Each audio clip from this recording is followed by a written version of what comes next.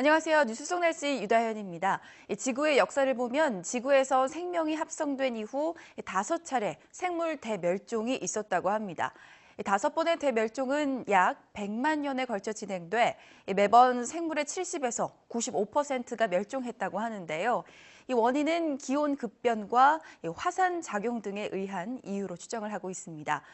이런 자연 현상들은 기후 변화의 핵심 요소가 되는 것들인데요. 그러다 보니 기후학자들은 현재 지구온난화의 주범인 온실가스 양의 증가가 결국 지구 대멸종을 가지고 올 것이라고 말하고 있습니다. 오늘은 기후변화가 생물 대멸종에 어떤 영향을 주는지 K웨더 반기성 센터장님 모시고 이야기 나눠보도록 하겠습니다. 센터장님 안녕하세요. 네, 안녕하세요. 네, 최근 전 세계적으로 이 지구 생물종의 멸종에 관한 이야기가 뜨거워지고 있습니다. 어떻게 보시나요? 이제 아무래도 이런 주장을 펴는 학자나 단체 등은 자연, 기후, 생물에 관한 연구하는 사람들입니다. 따라서 전문성을 좀 인정해줘야 한다고 저는 생각을 하는데요. 네.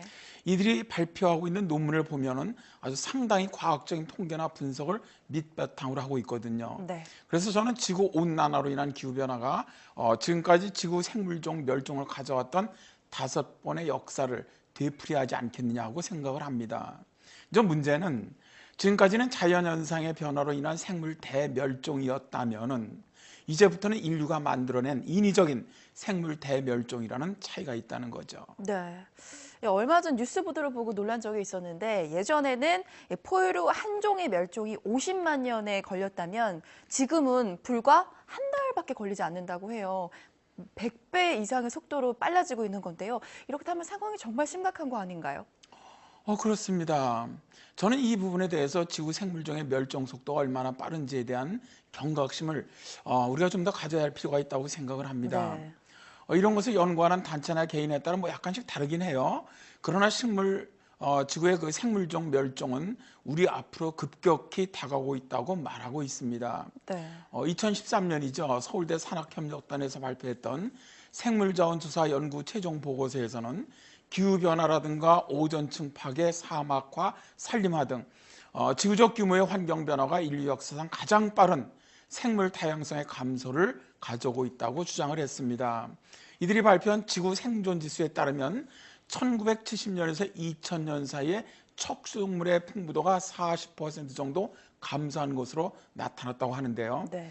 이들은 생물종의 멸종 속도가 현재보다 앞으로 10배 이상 더 빨라질 것으로 예측을 하고 있습니다. 와, 생물 멸종 속도가 현재보다 10배 이상 빨라진다. 참, 이 서울대 보고가 충격적인데요. 지금 이 상황이 아무래도 지구에게서는 좀 큰 위기가 아닌가라는 그런 생각이 듭니다. 어떻게 보고 계신가요? 이런 비슷한 발표가 또 있죠. 2011년에 기상청의 이상기후 특별 보고서에서도 말이죠. 지구 평균 기온이 1.5도에서 2.5도 이상 상승할 경우 동식물종의 약 20에서 30%가 멸종 위험에 빠질 것이라고 경고했거든요. 그리고 이제 동식물 보호단체죠. 생물 다양성을 위한 센터의 노아 그린 와일드 박사는 허핑턴 포스트에서 실린 글에서 동식물 멸종 속도가 점점 빨라지고 있다면서 2050년에는 현재 지구상 동식물 중 30에서 50%가 없어질 수도 있다라고 경고하고 있고요. 네. 자연보존 국제연맹은 현재 18,351종을 위협에 처한 적색 리스트에 올려놓고 있거든요. 이 가운데 1,140종은 3세대니까 앞으로 90년 이내에 80%가 멸종할 정도로 아주 심각하게 위협을 받고 있는 종으로 분류를 하고 있습니다. 네, 이렇게 많은 권위가 있는 국가기관이나 단체 또 학자들이 생물 멸종에 대해서 강력하게 경고를 하고 있는 상황인데요. 그런데 또 아마존이나 아프리카 열대 우림 같은 경우에 또 급속히 파괴가 되고 있다고 하잖아요. 이런 것도 생물 멸종과 혹시 관련이 있나요? 그럼요. 엄청나게 큰 관계가 있습니다. 올해 3월이죠. 그 박경식 미래전략정책연구원 원장이 이거에 대해 좀 전망한 내용이 있어요. 네. 자, 2018년이 되면 생물 다양성의 보고인 나이지리아의 열대우림이 소멸한다. 2021년에는 지구 기온이 평균 없이 1도 이상 상승한다. 특히 북극이 가장 많이 상승하면서 아프리카 킬리만자로의 눈이 모두 녹는다. 동남아시아는 홍수가 심해지고 미국은 건조한 지대가 늘어나 먼지 폭풍이 도시를 심각하게 오염시킬 것이다. 미국 남서부에 물 부족 위기가 오고 캘리포니아는 사막화가 빨라진다.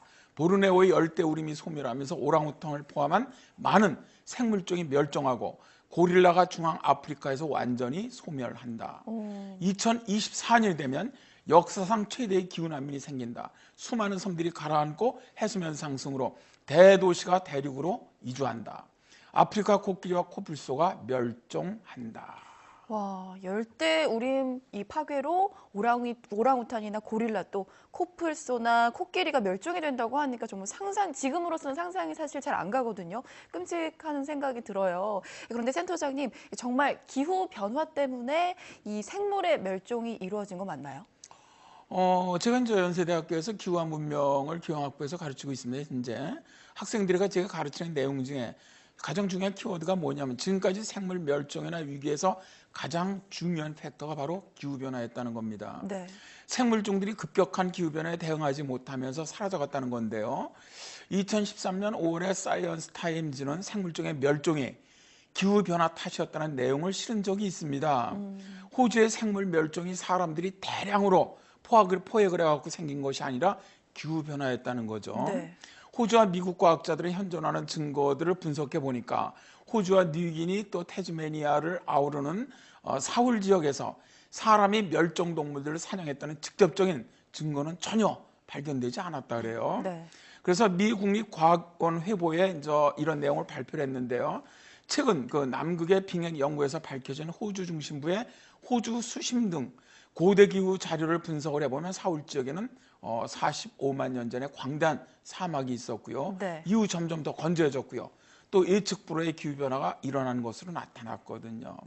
따라서 호주 사울 지역의 생물 멸종은 인간의 활동보다는 오히려 기후 변화와 더 밀접한 관계가 있는 것으로 드러났다는 겁니다. 네. 그래서 이제 연구진들은 사울 지역의 거대 동물 멸종은 불강력적인 기후 변화 속에서 수십만 년, 최소한 수만 년에 걸쳐 일어났음이 점점 분명해지고 있다라고 말합니다. 네, 이 열대우림 파괴가 생물 멸종에 큰 영향을 준다고 했는데 또 이것 말고도 뭐 히말라야나 또 안데스 산맥의 빙하가 녹는 것도 영향이 있을 것 같아요. 어떤가요? 그렇습니다. 지난번에 언론사에서 다큐멘터리 북극의 눈물을 방영한 적이 있죠. 네. 북극 빙하가 녹으면서 북극곰이 멸종할 것이라는 우울한 전망을 내놨거든요. 현재 히말라야 산맥이나 안데스 산맥, 또 카프카즈 산맥 등에는 빙하에 물러오고 생존하는 생물이 굉장히 많습니다. 한번 예를 들어 볼까요? 지구 온난화가 급속하게 진행되면서 티베트나 히말라야 지역에 살고 있는 야크가 있습니다. 네. 히말라야 기온은 다른 지역보다 현재 한 2배에서 3배 정도 빨리 기온이 상승하고 있거든요. 근데 이렇게 기온이 올라갈수록 티베트나 히말라야 지역의 빙하 지역은 예전보다 더 높은 곳으로 계속 올라가게 됩니다. 후퇴한다는 것이죠. 네. 그러면서 눈밭 가장자리 지역의 추운 기후에 적응된 야생 야크는 물러나는 눈밭을 따라 서식지를 점점 높은 곳으로 올라갈 수밖에 이제 없습니다. 그래서 이제 기온 상승으로 해서 암컷 야크가 거의 정상까지 현재 올라가고 있는데요.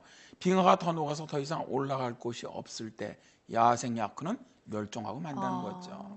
물론 야크만의 문제는 아닙니다. 술록 또 라마 등도 여기서 자유롭지 못하다는 것이죠. 네, 잘 알겠습니다. 오늘 말씀 고맙습니다, 센터장님. 네, 감사합니다. 이 지구 동식물의 다양성을 지키지 못하면 인간의 지속 가능한 삶이 불가능하다고 전문가들은 말합니다. 예를 들어 곤충은 전 세계 곡식 수확량의 약 75%의 꽃가루 바지를 해준다고 합니다.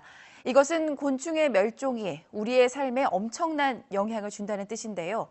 기후 변화를 저지해 자연을 보호하는 것은 자연 자체를 지키는 것뿐만이 아니라 자연에 의존해 살아가는 인간 70억 명을 구하는 것이 아닌가 생각합니다. 뉴스 속 날씨 오늘 준비한 이야기는 여기까지입니다. 시청해주신 여러분 고맙습니다.